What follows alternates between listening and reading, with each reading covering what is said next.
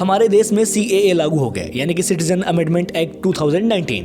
हिंदी में बोले तो नागरिकता संशोधन कानून। अब इस कानून के आते ही पूरे देश में एक अलग तरीके का भूचाल आ गया है, जो कि आना ही था। कुछ जगह इसको लेकर खुशियां मनाई जा रही हैं, तो कुछ जगह इसका जोरदार तरीके से विरोध किया जा रहा है। और इसका विरोध कर कौन रहा है? विपक्षी दल। ठीक है, आप विरोध करिए, लेकिन इसको लेकर अफवाह फैलाया जा रहा है कि ये एक्ट मुस्लिमों के खिलाफ है। तो क्या सच में ये कानून मुसलमानों के खिलाफ है? क्या इसको लेकर विरोध जायज है? और क्या है ये कानून? तो आइए इसको स्टेप बाय स्टेप समझते हैं। वेलकम है आपका सौरभ के साथ सच वाला पर। वीडियो को लाइक कर लीजिएगा, चैनल को सब्सक्राइब कर लीजिएगा और हाँ, सबसे जरूरी, इस वीडियो को शेयर जरूर कीजिएगा। 9 दिसंबर 2019 वो दिन था जब CAA को लोकसभा और राज्यसभा में पास कर दिया गया था। और जैसे ही इस एक्ट को पास किया गया, पूरे देश में भयंकर बवाल हुआ। शाहीन बाग में, यानी कि दिल्ली के शाहीन बाग में 100 से ज्यादा लोगों ने प्रदर्शन किया और इतने ही ज्यादा लोग मारे गए। सोचकर सच में दुख होता है कि 100 से ज्यादा लोगों ने इसलिए अपनी जान गंवा दी कि उन्हें लगता था कि ये एक्ट मुस्लिम विरोधी है, भारत के लोगों की नागरिकता छीन रही है, पर ऐसा बिल्कुल भी नहीं है। CAA ये देश का कानून है,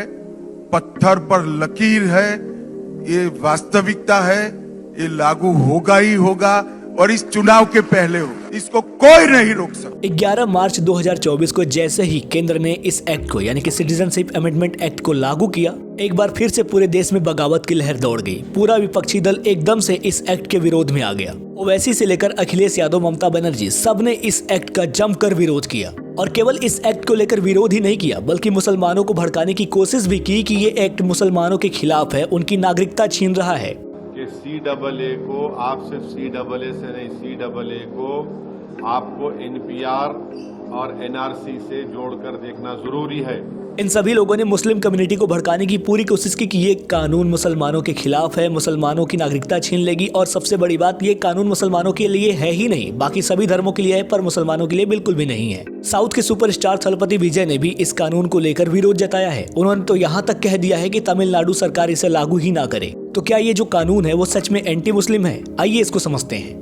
सिटीजनशिप अमेंडमेंट 2019 भारत के 3 पड़ोसी देशों से धार्मिक आधार पर प्रताड़ित होकर भारत आए शरणार्थियों को, जिन्होंने 31 दिसंबर 2014 से पहले भारत में शरण मांगी थी, उनको भारत की नागरिकता का आधार देने का कानून है, ना कि नागरिकता छीनने का। कौन कौन से देश हैं? 3 देश, अफगानिस्तान, पाकिस्तान और बांग्लादेश। कौन कौन से कम्युनिटी हैं? 6 माइनॉरिटी कम्युनिटी, हिंदू, सिख, बौद्ध, जैन, पारसी और ईसाई। ये कानून करता क्या है? पुनर्वास और नागरिकता की कानूनी बाधाओं को दूर करता है, यानी कि जो लोग बाहर से आए हुए हैं उनकी नागरिकता में और उनको यहाँ पर रहने पर जो भी दिक्कतें आती हैं उसमें अब कोई भी प्रॉब्लम नहीं होगी। दशकों से पीड़ित शरणार्थियों को सम्मानजनक जीवन देना, नागरिकता आधार से उनके सांस्कृतिक, भाषिक, सामाजिक पहचान की रक्षा होगी। इसके साथ ही आर्थिक, व्यवसायिक, फ्री मूवमेंट, संपत्ति खरीदने जैसे अधिकार भी सुनिश्चित होंगे। नागरिकता संशोधन कानून के संदर्भ में कई गलतफहमियां फैलाई गई हैं, जो कि इसमें लिखा हुआ मैं आपको सुनाता हूँ। जैसे कि ये नागरिकता देने का कानून है और इस कानून से किसी भी भारतीय की नागरिकता नहीं जाएगी। और मोस्ट इम्पोर्टेंट थिंग, चाहे वो किसी भी धर्म का हो,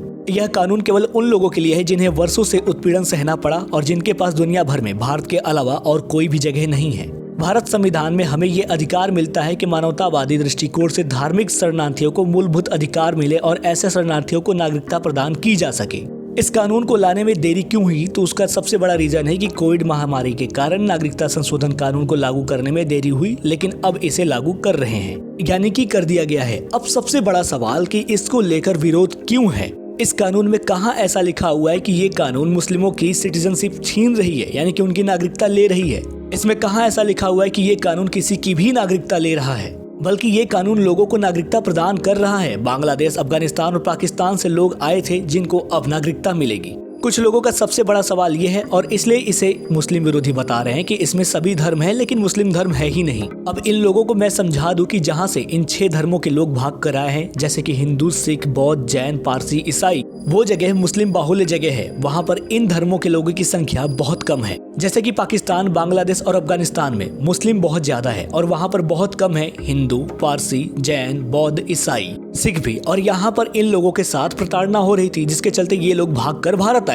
भाई, जहाँ पर जिसकी संख्या ना के बराबर यानी कि बहुत ज्यादा कम होगी तो प्रताड़ना भी तो उनके साथ ही होगी ना। तो यहाँ पर समझने वाली बात यह है कि मुसलमानों के साथ प्रताड़ना पाकिस्तान, बांग्लादेश और अफगानिस्तान में तो होगा नहीं, इसीलिए इस एक्ट में मुसलमानों का नाम नहीं है, मतलब मुस्लिम धर्म नहीं है। विपक्षी दल ये कह रहा है कि इस एक्ट को इसलिए अभी लाया गया क्योंकि अभी चुनाव आया है। तो भैया, उसका सीधा सा जवाब ये है कि इसमें लिखा हुआ है 2019 में जैसे इस एक्ट को लोकसभा और राज्यसभा में पास किया गया, उसके बाद कोरोना जैसी महामारी आ गई, उसके बाद तो कुछ हो ही नहीं पाया, तो ये कानून कहां से लागू होता। अब मैं ये सवाल आपसे ही पूछना चाहता हूं कि जिस तरीके से इस एक्ट के खिलाफ ओवैसी से लेकर ममता बनर्जी, अखिलेश यादव से लेकर मुस्लिम स्पीकर जिस तरीके से इस एक्ट का विरोध कर रहे हैं, वो कहीं जायज है? और ये लोग केवल विरोध ही नहीं कर रहे हैं, बल्कि मुस्लिम कम्युनिटी को भड़का रहे हैं कि ये कानून उनके खिलाफ है, उनकी नागरिकता छीन लेगी। ये कहीं से जायज नहीं है। ये कानून उन लोगों के लिए है जो सालों से पाकिस्तान, अफगानिस्तान और बांग्लादेश में प्रताड़ित होते आ रहे हैं, और ये भारत का फर्ज बनता है कि इन लोगों को नागरिकता प्रदान करे। दशकों से बेनाम जिंदगी जीते आ रहे इन लोगों को भारत की पहचान मिले।